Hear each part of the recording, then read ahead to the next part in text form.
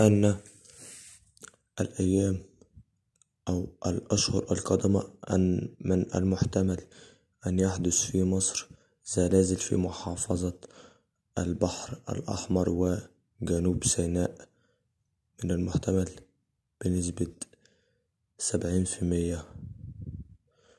ويا جماعة احنا بنمر بظروف صعبة جدا من كل الاتجاهات، من المياه والفيروس والأمراض، وهذا من بعدنا عن الله وعن رب العالمين. وأدعو أن مصر بإذن الله تكون في أمن وأمان، وشعب مصر آمن سالم إن شاء الله، ومصر ربنا يحفظها. وندعو بالتوفيق والسلام إلى مصر وشعب مصر وجيش مصر. والسلام عليكم ورحمة الله.